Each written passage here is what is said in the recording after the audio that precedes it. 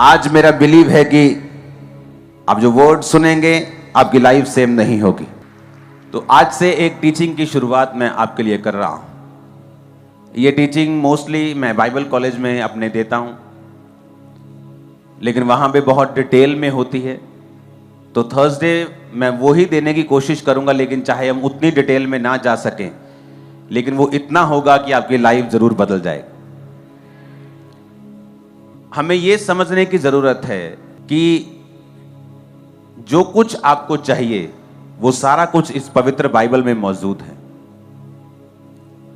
आपको स्पिरिचुअल तरक्की चाहिए, आपको फिजिकल हीलिंग चाहिए, आपको फाइनेंशियल बरकत चाहिए, आपको फैमिली की ब्लेसिंग चाहिए, वो सारा कुछ बाइबल में मौजूद है। लेकिन उसको प्रैक्टिकली अपनी लाइफ में लागू कैसे करना है और उसका फायदा कैसे लेना है, वो बहुत से क्रिश्चियंस को मालूम नहीं है। क्योंकि जो कुछ परमेश्वर ने उनके लिए अवेलेबल किया है उसका वो फायदा नहीं उठा रहे, और वही संघर्ष जो अन्य जातियों की लाइफ में है वही संघर्ष क्रिश्चियन लोगों की लाइफ में भी है। क्योंकि उनको लगता है कि वो भी संघर्ष कर रहा है और मैं भी संघर्ष कर रहा हूं, क्योंकि हमारा देश, हमारा मोहल्ला एक ही है, हमारा प्रोफेशन एक ही है। क्योंकि देश की इकोनॉमी खराब है, फलाने देश की आज मंदी चल रही है, अमेरिका में मंदी चल रही है, तो इस अमेरिका में मंदी चल रही है क्योंकि मेरे देश में मंदी चल रही है, इसलिए मेरे सामने वाले बंदे का भी वही प्रोफेशन है, वही बिजनेस है, मेरा भी वही है, हम दोनों में मंदी चल रही है। लेकिन वचन क्या कहता है? अगर आप बाइबल को ध्यान से पढ़े तो वचन कहता है कि जब अब्राहम के समय में मंदी पड़ी, इसहाक के समय में मंदी पड़ी, तो वचन कहता है अब्राहम और इसहाक 100 गुना फलों को लेके आए, वहां की सरकारों से भी अधिक वो अमीर हो गए और ब्लेस्ड हो गए, और उन फैमिन का, अकाल का और मंदी का उनके जीवन और उनके परिवार के ऊपर 1% भी फर्क नहीं था। रीजन क्या था? अगर आप इन व्यक्तियों को ध्यान से पढ़े तो रीजन ये था कि ये व्यक्ति परमेश्वर के वचन को अच्छी रीति के साथ जानते थे और समझते थे, और ये परमेश्वर के वचनों के साथ जुड़े हुए थे। हालेलुया। जब आप वचन के साथ ज्यादा समय बिताने लगते हैं तो परमेश्वर देखता है कि ये मेरे लिखे हुए वचनों के साथ बहुत समय बिता रहा है। तो आप नोटिस करेंगे जो लोग बाइबल ज्यादा पढ़ते हैं उनको दर्शन भी ज्यादा आने शुरू होते हैं, सपने उनके चेंज होने शुरू जब आप बाइबल पढ़ने लगते हैं। क्योंकि लिखित वचन को पढ़ने से आपका जो आत्मिक एटमॉस्फेयर है आपकी लाइफ का, वो चेंज होना शुरू हो जाता है। आप अपनी सोल को फीड करना शुरू कर देते हैं। कई बार जब कुछ दिनों तक आप खाते नहीं, आपकी बॉडी में एक बेचैनी फील होती है, आपको कमजोरी फील होती है, क्योंकि आपने बहुत दिनों से खाया नहीं, या आपने मिस कर दिया, आप बिजी हो गए। और उसी तरह से आत्मा की जो सोल है, जो आपकी स्पिरिट है, उसका खाना बाइबल है। कई बार आप बिजी हो गए और आपने बाइबल पढ़नी बंद कर दी, आप देखेंगे कि आपकी आत्मा में, सोल में एक अजीब सी बेचैनी होती है। जब आपकी जो सोल है, आपकी स्पिरिट है, उसका खाना वचन है, प्रेयर नहीं है, फास्टिंग नहीं है, वचन उसका खाना है। जब आप वचन को नहीं खाते, उसको फीड नहीं करते, एक अजीब सी बेचैनी आपकी लाइफ में रहती है। दूसरा, आप प्रभु से डिस्कनेक्टेड रहते हैं। जब आप बाइबल को नहीं पढ़ते हैं तो होता क्या है कि जो अगुवाई परमेश्वर ने आपको देनी होती है, और एक संतुष्टि जो शरीर की होती है, जैसे जब आप अच्छी तरह से डाइट को फॉलो करते हैं, आपका शरीर जब हेल्थी फील करता है, आपको अंदर से एक संतुष्टि फील होती है कि आज मैं बहुत हेल्थी फील कर रहा हूं। उसी तरह से आपकी स्पिरिट जब हेल्थी फील करती है और संतुष्ट और कंटेंट फील करती है, फिर वो एक्यूरेट पोजीशन में होती है कि वो परमेश्वर की बात को सुन सके। और जब आप परमेश्वर की बात को सुन के चलते हैं, जो मसले आपके सामने ही होते हैं, कई बार सॉल्यूशन आपके सामने होता है। वचन क्या कहता है? वचन कहता है कि जब अब्राहम ने हाजिरा को अपने आप वहां से निकाल दिया अपने घर से सारा के कहने पर, तो सारा और उसका बेटा जब जा रहे थे, हाजिरा रोने लगी। हाजिरा और उसका बेटा जब जा रहे थे तो वो रोने लगी, और परमेश्वर ने, दूत ने प्रकट होकर उसके बोला कि परमेश्वर ने तेरे रोने रोने को नहीं परमेश्वर सुनता। इसलिए नहीं कि वो रो रही थी, प्रभु का दूत प्रकट हो गया, उसने कहा तेरे बेटे की प्रार्थना सुनिए। बेटे को प्रार्थना करनी कहां से आती थी? क्योंकि वो अब्राहम के साथ रहता था। आप नोटिस करेंगे एक व्यक्ति जो इतना अच्छे कैरेक्टर का या इतना अच्छा व्यक्ति नहीं है, लेकिन जब वो धर्मी लोगों के साथ रहना शुरू होता है, उस पर भी मसा आ जाता है, चाहे वो इतना कैरेक्टर का अच्छा नहीं है। मसा फिर भी उसकी लाइफ में एंटर करना शुरू करता है। बाइबल कहती है शाऊल जब अभिषेक होकर शमूएल से वापस जा रहा था तो वचन कहता है कि जब नबियों का दल उससे मिला तो शाऊल भी नबूवत करने लगा। तो कहावत चली कि शाऊल भी नबियों में से है, नबियों का है। तो इसका मतलब जो संगति होती है वो आपके ऊपर इफेक्ट करती है। तो वचन कहता है कि जब उसका बेटा प्रार्थना करने लगा, क्योंकि उसने अब्राहम के साथ रह के सीखा हुआ था, तो प्रार्थना परमेश्वर ने सुनी और परमेश्वर ने आकर उसकी मां के दूध को भेजा और उसकी मां की आंखों को खोला। कौन सी आंखों को? लिखा उसकी आंखों को खोला, क्योंकि रोटी और पानी खत्म हो गए थे, कि परमेश्वर ने उसकी आंखों को खोला और उसको एक कुआं दिखा। वो कुआं तो पहले भी वहां मौजूद था, ऐसा तो नहीं था कि कुआं तब परमेश्वर ने नया पैदा कर दिया। सोल्यूशन वहीं पे था, जिंदगी वहीं पे थी, लेकिन वो उस जिंदगी तक वो पहुंच नहीं पा रही थी। उसका रीजन ये था कि उसकी आंखें बंद थी। आंखें बंद होने का कारण यह था कि परमेश्वर को पुकारा नहीं गया था। और उसके बेटे ने जब प्रभु को पुकारा, जब परमेश्वर को अपनी लाइफ में इनवाइट किया, कैसे इनवाइट करते हैं आप? प्रार्थना से। कैसे इनवाइट करते हैं? वचन के साथ जुड़ के। और लिखा जब उसकी आंखें खुली तो वो पानी वहीं पे था। होता क्या है, जब आप बाइबल पढ़ते हैं आपकी स्पिरिचुअल आईज ओपन हो जाती, तब वो सोल्यूशन आपके सामने ही होता है, आपके आसपास ही होता है, लेकिन आपको कभी दिखता नहीं। आप सफर करते रहते हैं, खिंचते रहते हैं, आप दुखी हो जाते हैं, क्योंकि वो सोल्यूशन आपको दिख नहीं रहा, क्योंकि आपने अपनी जिंदगी में परमेश्वर को इनवाइट नहीं किया हुआ, आप बाइबल के साथ नहीं जुड़े हुए, आपने प्रार्थना को अपनी जिंदगी में महत्व नहीं दिया हुआ। कितने मेरी बातों को समझ रहे हैं? कई बार आपके हस्बैंड को बदलने के लिए आपकी एक ही बात चाहिए होती है, एक ही बात ऐसी आपके मुंह से निकलेगी, वो प्रभावित हो जाएगा और धीरे धीरे बदल जाएगा। लेकिन वो बात तब तक परमेश्वर आपके मुंह से नहीं निकालता जब तक आप पूरी तरह से अपनी लाइफ को परमेश्वर के सामने समर्पित नहीं करते। फिर आप हैरान होते हैं कि मैंने जैसे प्रार्थना करनी शुरू की और बाइबल पढ़नी शुरू की, कैसे परमेश्वर ने मेरे शब्दों को बदल दिया। और मैंने अपने पति से बात की, मैंने अपने भाई से बात की, ये मसीह में नहीं था, लेकिन इसका दिमाग चेंज होना शुरू हो गया। क्यों? क्योंकि उन शब्दों के ऊपर परमेश्वर ने अपना अधिकार कर लिया। आपके दिमाग पर परमेश्वर ने अपना अधिकार कर लिया। क्यों? क्योंकि आपने उसे मौका दिया, आपने अपने सोल को खाना दिया, वचन दिया, वचन को पढ़ना शुरू किया, पापों से तौबा की, प्रार्थना करनी शुरू की। परमेश्वर ने आपके माहौल को चेंज किया और परमेश्वर ने वो बदलाव किया जो आपकी लाइफ में चाहिए था। कितने मेरी बातों को समझ रहे हैं? तो आज मैं आपको आपके ग्राउंड बना दूंगा।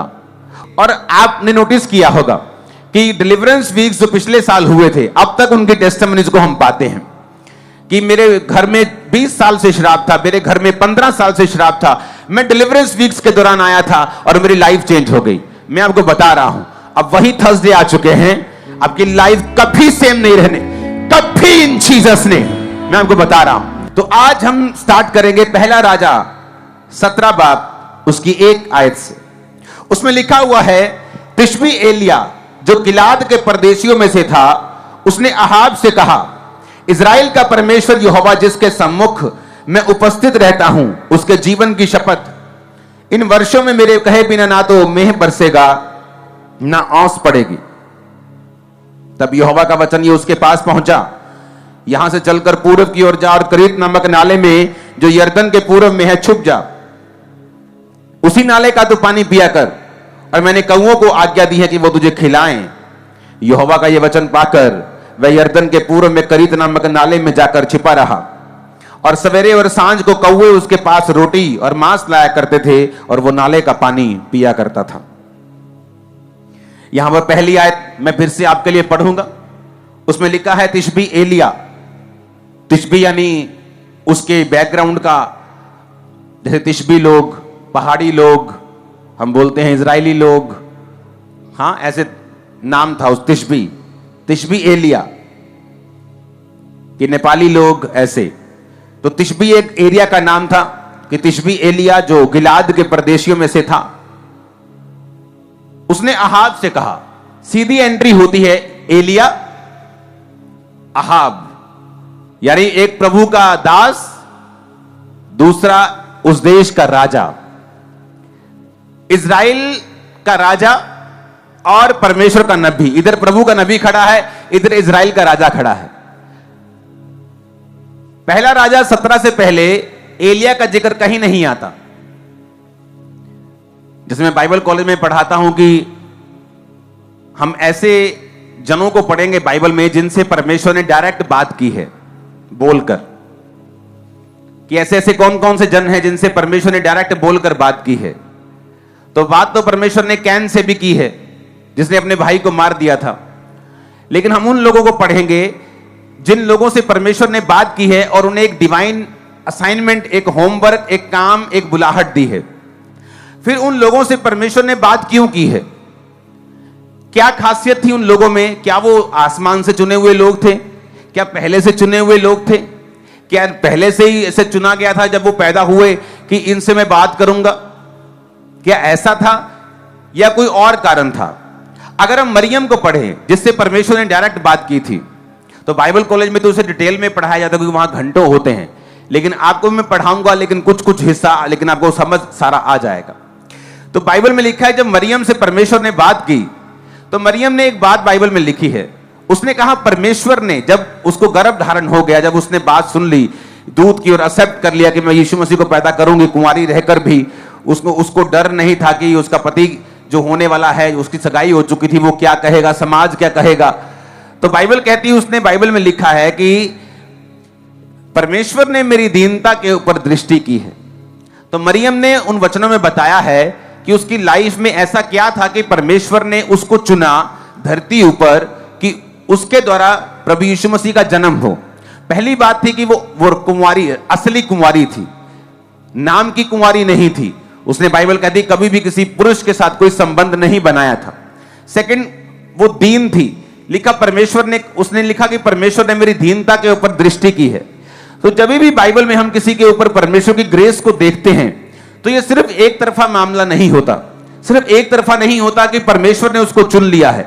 ये दो तरफा मामला होता है कि परमेश्वर का मकसद कि अगर तू पवित्रताई पे चले और मेरी आज्ञाओं को सुने तो मैं एक डिवाइन ईश्वरीय होमवर्क तुझे दूंगा, काम करने को दूंगा, मैं तेरी अगुवाई करूंगा, तुझसे बात करूंगा। तो जब परमेश्वर का मकसद हमें मिलता है, दूसरा हम उसके अनुसार अपने जीवन को बिताते हैं, तो परमेश्वर आज भी धरती के ऊपर देखता है कौन से लोगों को मैं इस्तेमाल कर सकता हूं अपनी महिमा के लिए। फिर परमेश्वर उन लोगों को ढूंढता है जो अपने जीवन को समर्पित कर चुके हैं। बाद में कहीं बिगड़ जाते हैं, वो बात अलग है, लेकिन जब वो बिगड़े नहीं होते, प्रभु उनको चुनता है, सामर्थ देता है, उन्हें इस्तेमाल करना शुरू करता है। तो ये परमेश्वर का प्लान था। और मरियम ने कहा कि परमेश्वर ने मेरी दीनता के ऊपर दृष्टि की है, अब से सब लोग मुझे धन्य कहेंगे। तो वो वचन में आप पढ़ सकते हैं जिनसे परमेश्वर ने डायरेक्ट बात की है और क्यों की है। ये जीवनियां हम बाइबल कॉलेज में पढ़ाते हैं, लोग और स्टूडेंट्स पढ़ते हैं और उसके बारे में डिस्कशंस होती हैं और स्टडी होती है कि ऐसा क्यों था कि परमेश्वर ने उनसे डायरेक्ट बात की, उनको असाइनमेंट दी, और क्यों था ऐसा, वो सारी चीजों की स्टडी होती है। आज हम स्टडी कर रहे हैं एलिया की। अगर हम एलिया को देखें तो उसकी कोई सी बैकग्राउंड का जिक्र नहीं है, नहीं बताया गया उसका मां कौन था, नहीं बताया गया उसका पिता कौन था, उसका भाई कौन था, वो कहां से आया था। अभी तो जब वो एलिया नजर आया तब तो उसके आई थिंक बाल उड़ चुके थे, वो एक यंग भी नहीं था, आई थिंक यंग उम्र को भी पार कर चुका था। तो एलिया एक ऐसा मनुष्य एकदम से अपीयर होता है, एकदम से जाहिर होता है, ना उसकी बैकग्राउंड, ना माता, ना पिता, ना कोई क्या करता था, कौन सा बिजनेस करता था, कैसे प्रभु ने चुना, कुछ भी बताया, उसकी बैकग्राउंड नहीं बताई गई, लेकिन सीधा उसको राजा के सामने पेश कर दिया गया। बाइबल कहती है अगर तू काम करने में निपुण हो, कौन सा काम, अगर तू परमेश्वर के सामने सही रीति के साथ चले, तो परमेश्वर का वचन कहता है कि वो तुझे छोटे लोगों के सामने नहीं, बड़े लोगों के सामने खड़ा करेगा। हालेलुया। अगर आपको अपनी लाइफ का स्टैंडर्ड बढ़ाना है, आपको अपनी स्पिरिचुअल लाइफ का स्टैंडर्ड बढ़ाना पड़ेगा। बहुत सारे पास्टर्स कहते हैं मुझे अपनी सेवकाई का स्टैंडर्ड बढ़ाना है, आपको अपनी स्पिरिचुअल लाइफ का स्टैंडर्ड बढ़ाना पड़ेगा। जैसी आपकी स्पिरिचुअल लाइफ है वैसी ही आपकी सेवकाई होती। आप मुंह से जो मर्जी कह दें, रिजल्ट बोलता है। तो यहां पर जिक्र यह होता है कि एलिया का कोई भी बैकग्राउंड नजर नहीं आता। इसका मतलब क्या, परमेश्वर ने क्यों ऐसा किया कि एलिया का बैकग्राउंड क्यों नहीं बताया गया? क्योंकि वचन ये कहता है और बाइबल हमें बताती है, नए नियम में कुरिन्थिया में भी पौलुस लिखता है कि आपकी बैकग्राउंड कोई मायने नहीं रखती, आपकी जाति कोई मायने नहीं रखती, आपका पास्ट कोई मायने नहीं रखता, आप छोटे हैं, कहां से आए हैं, अनपढ़ हैं, पढ़े लिखे, कोई मायने नहीं करता। मायने क्या करता है? उसने कहा, उसने जब राजा से कहा इजराइल का परमेश्वर यहोवा जिसके सम्मुख में उपस्थित रहता हूं, तो ये उसका सीक्रेट था कि जिस परमेश्वर के सामने मैं उपस्थित रहता हूं। एलिया एक ऐसा जन था जो रोज प्रभु के सामने उपस्थित रहता था, प्रभु के सामने खड़ा रहता था, उसकी हजूरी में रहता था, उसकी प्रेजेंस में रहता था, प्रार्थना में रहता था। यह उसका सीक्रेट था। तो परमेश्वर यह बताने की कोशिश यहां पे वचन में कर रहे थे कि अगर तुम प्रभु के सामने उपस्थित रह सको रोज, तुम्हारी लाइफ में क्या है, बैकग्राउंड क्या है, रंग क्या है, जाति क्या है, कहां से आए हो, अमीर हो, गरीब हो, पढ़े लिखे हो, ऊंचे हो, नीचे हो, गोरे हो, काले हो, छोटे हो, बड़े हो, लंबे हो, नाटे हो, कोई मतलब नहीं। अगर तुम उपस्थित रह सकते हो प्रभु के सामने रोज, तो बाइबल कहती है वो तुम्हें राजाओं के सामने भी खड़ा कर सकता है, वो तुम्हें ऊंचा कर सकता है, तुम्हारे स्टैंडर्ड को बढ़ा सकता है। आमीन। मेरे को ऊंचे वाला चाहिए। तो यहां पर बाइबल कहती है कि उसकी बैकग्राउंड को इसलिए नहीं बताया गया कि यह आपको सिखाने के लिए हो, कि आपकी बैकग्राउंड मायने नहीं रखती। आप गरीब परिवार से जन्म लेकर भी यीशु मसीह में आकर उस गरीबी के बंधन को तोड़कर झंडे गाड़ सकते हो यीशु मसीह के नाम। मैं आपको बता रहा हूं, आप एक आम परिवार से आकर भी दुनिया के बेस्ट देशों में बेस्ट पोजीशन पे पहुंच सकते हो, अगर आप प्रभु के सामने उपस्थित रह सकते हो तो। हालेलुया। यहां पर एक राजा के सामने वो जिम्मेवारी लेता है कि मेरे कहे बिना बारिश भी नहीं आएगी, औंस भी नहीं पड़ेगी। इतनी दिलेरी कैसे हुई? जबकि अगर आप आगे पढ़ें, इसी एलिया की स्टोरी को आगे पढ़ें, जब उसने बाल के नबियों को और अशेरा के नबियों को मार दिया, 850 नबी एक दिन में मारे गए। और उसके बाद जब अहाब ने जाके अपनी पत्नी इजाबेल को बताया कि एलिया ने 850 नबियों को मार दिया है, तो उसने एक मैसेज भेजा एलिया को। उसने कहा, एलिया अगर शाम तक मैं तेरा हाल वही ना कर दूं, तो देवता मुझसे भी वही अधिक करे जो उनके साथ हुआ है। तो बाइबल कहती है एलिया भागा। अब क्यों भागा? जो राजा से नहीं डरा, इजाबेल से कैसे डर सकता है? जो फर्स्ट पावर से नहीं डरा, सेकंड पावर से कैसे डर सकता है? इसका एक एग्जाम्पल है कि जब चाहे वो एलिया था, नाम बड़ा था, लेकिन पावर का सोर्स परमेश्वर था, उपस्थित रहा प्रभु के सामने। और जब आप प्रभु के सामने उपस्थित रहते हैं, आप में एक अजीब तरह की दलेरी आ जाती। वो कैंसर फिर आपको डराता नहीं, वो दुश्मन आपको डराने नहीं पाता। लेकिन अब जब एलिया अपनी स्पिरिचुअल पावर को यूज करता जा रहा था, बाल के नबियों को मारा, आग उतारी, सब कुछ किया, प्रार्थना का लेवल लो हो गया। जब प्रार्थना लो हो गया और शैतान ने धमकी दी, तो बाइबल कहती भागा। इससे क्या मालूम होता है कि आपकी लाइफ में ना तो बल से कुछ होगा, ना शक्ति से होगा, ना आपकी विल पावर से होगा, ना आपकी शारीरिक दलेरी से होगा। बड़े बड़े शारीरिक दलेर जब परमेश्वर के राज्य को जरूरत होती भाग जाते हैं। कौन टिका रहता है? जो स्पिरिट में, जो आत्मा में, जो प्रार्थना में स्ट्रांग है। और जब एलिया को अपनी गलती समझ आई कि मैं राजा के सामने खड़ा रहा, 850 नबियों के सामने खड़ा रहा, इतनी ताकत थी मुझ में, मैंने बोला कि जो आसमान से आग उतार कर उत्तर देगा वही परमेश्वर। मैंने आग को उतारा यहोवा के नाम में, और अब मैं कैसे डर गया? तो यह बात समझ आपको आनी चाहिए कि बैकग्राउंड मायने नहीं करती। पतरस शारीरिक रूप से दलेर आदमी था। कैसे साबित होता है? क्योंकि जब यीशु मसीह को पकड़ने के लिए आए तो किसी चेले ने कुछ नहीं कहा, लेकिन पतरस ने तलवार से एक व्यक्ति को मारना चाहा, एक सिपाही को मारना चाहा। उसने सिर पर मारी उसके, लेकिन वो हटा दो कान पे लगी और कान उखड़ गया उसका। तो जीसस ने वो कान वापस जोड़ दिया बिना किसी सर्जरी के। हालेलुया। तो बिना किसी सर्जरी के जब जोड़ा, तो इसे मालूम होता है कि पतरस एक बड़ा दलेर व्यक्ति था। लेकिन प्रभु ने उससे कुछ कहा था उसी रात, उस घटना से पहले। जब पतरस ने कहा था, प्रभु अगर तू मरा तो मैं तेरे साथ मरूंगा, तो प्रभु ने कहा था कि आज मुर्गे का जब बांग होगा 3 बार तो मेरा इनकार कर देगा। तो जब यीशु मसीह को पकड़ के ले गए तो एक व्यक्ति बोला, ए तू भी उन गलीलियों में से है, तू भी उसका चेला है? कहता नहीं नहीं, मैं उसका चेला नहीं। एक बार इनकार कर दिया। आग सीखने लगा। औरत ने कहा, तेरी बोली तेरा भेद खोलती है, तू भी उनमें से है। 3 बार उसने इनकार किया और फिर लानते डालने का, लानत तो जो यीशु को जानता हूं। और जो मुर्गे ने बांग दी और जीसस ने दूर से उसकी ओर देखा और उसको शर्मिंदगी महसूस हुई। वो रोने लगा।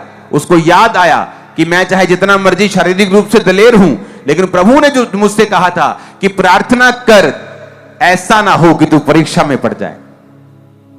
कई बार बोलते मैं पक्का क्रिश्चियन हूं, ऐसी की तैसी, शैतान कुछ नहीं कर सकता, मैं मर भी जाऊंगा। लेकिन जब शैतान आपको अपने पंजे में फंसाता है और परिस्थितियां घेरती हैं, फिर आप डावांडोल होने लगते हैं। क्यों? क्योंकि आप अपनी फिजिकल विल पावर से यीशु मसीह में नहीं चल सकते। और यही बात एलिया को समझ आई कि जब तक मैं प्रभु के सामने उपस्थित रहता था, राजा की भी मैंने बैंड बजा दी, उसके सामने डराने और जिम्मेवारी मेरे कहीं बिना बारिश नहीं है। उसने ये नहीं कहा राजा देख मैं प्रभु दा दास आ, मेरे ते ना कुछ गल आवे, मैं तेन प्रभु दा देन आया मैसेज। उसने ऐसा कुछ नहीं कहा, कोई घुमा फिरा के बात नहीं की। उसने कहा राजा मेरे कहे बिना ना बारिश आएगी ना ओस पड़ेगी।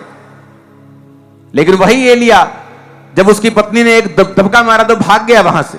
रीजन, प्रभु के सामने उपस्थित रहना, रोज उपस्थित रहना, हर रोज उपस्थित रहना डैनियल की तरक्की का राज था।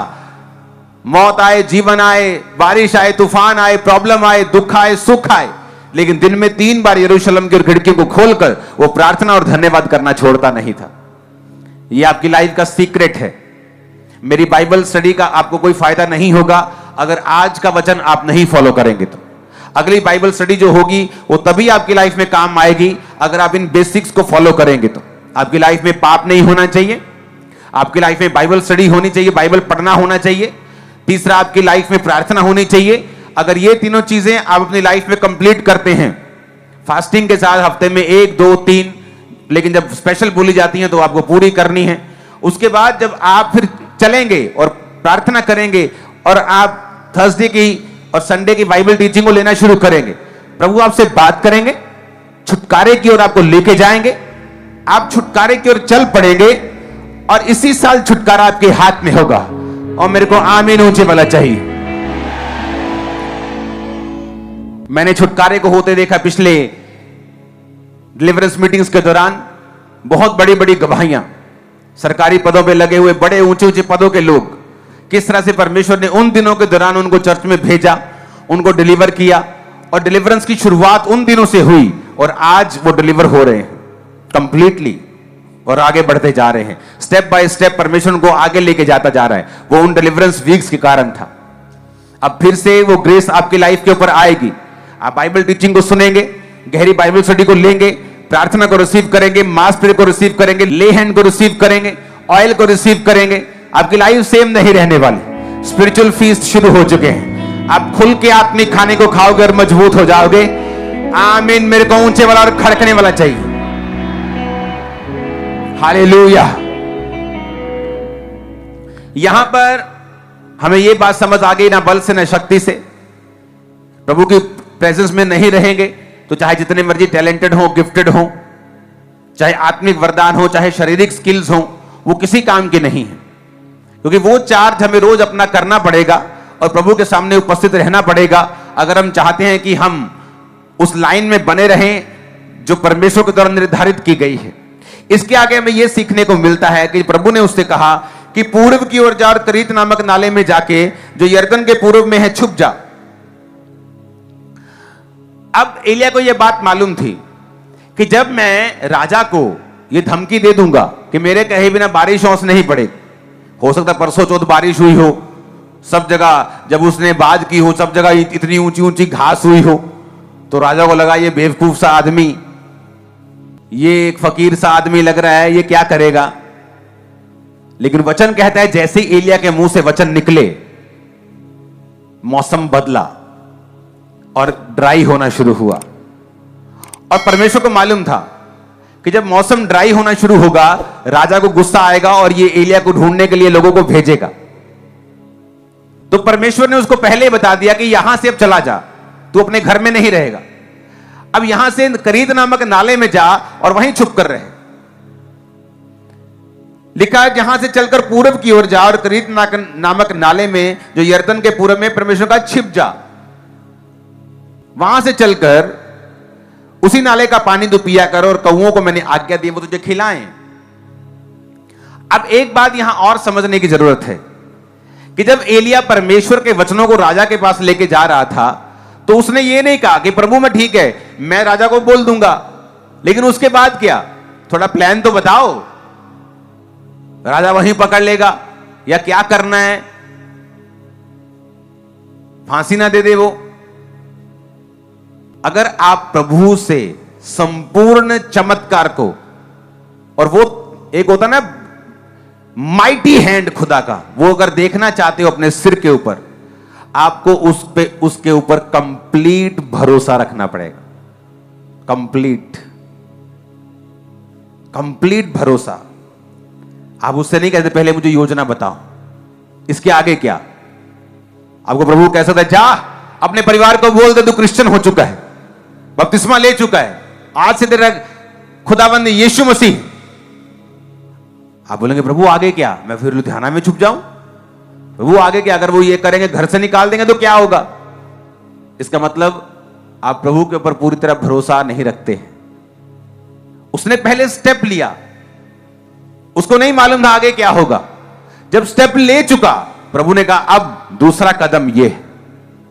आप जब आत्मिक जीवन जीते हैं, परमेश्वर आपको एक कदम ही आपको मालूम होता है कि ये कदम मुझे मालूम है कि मुझे आत्मा में लेना है, आगे क्या करना है मुझे कुछ नहीं पता। अब्राहम अपने घर, अपने परिवार, अपने कुटुंब, अपने देश को छोड़ के, वो देश जो मैं तुम्हें दिखाऊंगा, चला जा। प्रभु कौन सा देश? बोर्डिंग पास कहां है? पासपोर्ट कहां है? किस देश में जाऊंगा? वहां क्या करूंगा? क्या काम करूंगा? उस देश में मुझे कुछ होगा तो नहीं? लेकिन वचन कहता है वो अपने देश को छोड़कर चल पड़ा। किधर जाऊं? इधर जाऊं, इधर जाऊं, इधर जाऊं कि इधर जाऊं? कोई मैसेज नहीं, कोई अगुवाई नहीं, बस इतना पता था कि ये एरिया छोड़ के जाना है। वो चल पड़ा। आगे प्रभु की आवाज आई, अब यहां जाना है। संपूर्ण भरोसा। हो सकता है जब वो चल पड़ा हो 2 साल आवाज ना आई हो, लेकिन आज के विश्वासी को पूरा मास्टर प्लान चाहिए। अगर मैं ये करूंगा तो प्रभु क्या करेगा? अगले दिन उसको अगुवाई चाहिए, क्योंकि सब फास्ट जमाना है। पहले एक पिक्चर भेजनी होती थी, पिक्चर खींचते थे, उसको कार्ड से ईमेल पे ट्रांसफर करते थे, ईमेल से उसकी अटैचमेंट बना के भेजते थे। भाई साहब पिक्चर पहुंच गई, वो डाउनलोड होता। आज पिक्चर खींचो व्हाट्सएप पे, ठक ठक पहुंच गई, चलो ठीका बजे दो, अरे चलो पहुंच गई। फास्ट जमाना हो गया। आज सब कुछ फास्ट चाहिए। अगर मुझे ये स्टेप लेना है, प्रभु क्या करेगा? आज मैंने टाइप दिया, पास्टर साहब कल मेरा करोड़ों रुपया घर में पहुंच जाना चाहिए। हालेलुया। लेकिन प्रभु ऐसे काम नहीं करता। जो मैजिशियन होता है, जो जादूगर होता है, वो प्रभावित करने के लिए जादू करता है। लेकिन जीसस मैजिशियन नहीं। अगर आप उससे मिरेकल चाहते हैं तो आपको प्रेम में होकर संपूर्ण विश्वास के साथ एक बच्चे के माफिक उसके पास जाना पड़ेगा और वो आपको छुएगा। वो मैजिशियन नहीं है जो आपको प्रभावित करने के लिए कि आप क्रिश्चियन हो जाओ तो मिरेकल करेगा। उसे कोई जरूरत नहीं है। वो धर्म बदलने नहीं आया किसी का। उसने सब लोगों को बनाया है। हालेलुया। कितने इन बातों को समझ रहे हैं? तो यहां यह समझ आती है कि उसके पास अगला प्लान नहीं था, तो परमेश्वर के ऊपर संपूर्ण भरोसा कि एक स्टेप मालूम है, आप चलेंगे। और आगे क्या हुआ लिखा, यहोवा का यह वचन मानकर मैं यरदन के पूर्व में करीत नामक नाले में जाके छिपा रहा, और सवेरे और सांझ को कौवे उसके पास रोटी और मांस लाया करते थे। वो नाले का पानी पिया करता था। कुछ दिनों के बाद उस देश में वर्षा न होने का कारण नाला सूख गया। तब यहोवा का वचन उसके पास पहुंचा, चलकर सिदोन के सारपत नगर में जाकर वहीं रहे। एक विधवा को मैंने वहां तुझे खिलाने की सुन आज्ञा दी। अब वहां का पानी जब सूख गया तो आगे क्या? वो घबराया नहीं। प्रभु ने कहा अब सारपत नगर में जा, क्योंकि अकाल पड़ चुका था। उसे मालूम था सब जगह अकाल है। किसी कोई ढाबा नहीं खुला, कोई दुकान नहीं खुली, किसी के पास खाना नहीं है।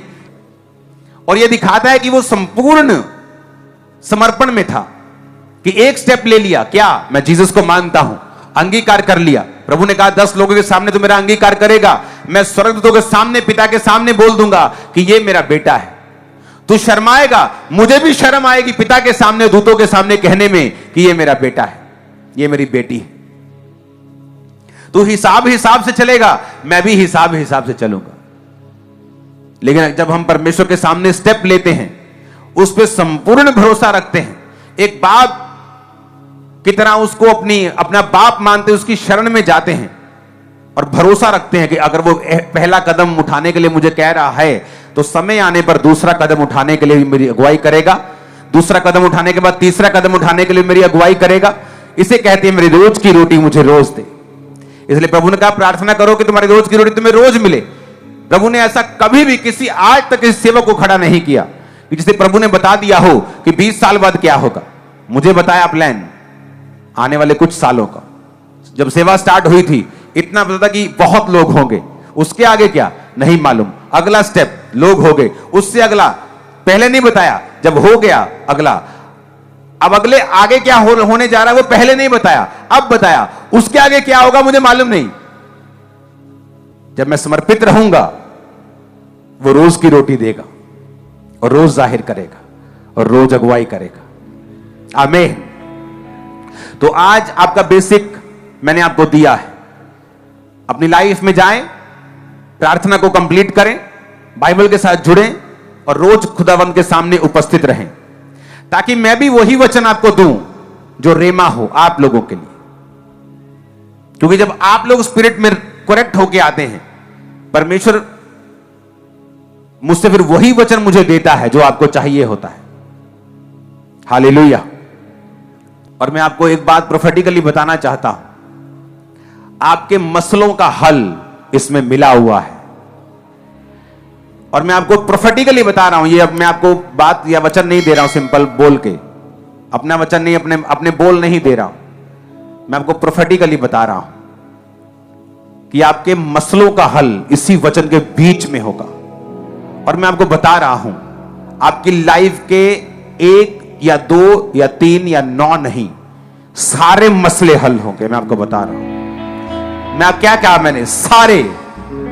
जस्ट आप चलते रहना। और आमीन मेरे को ऊंचे वाला चाहिए।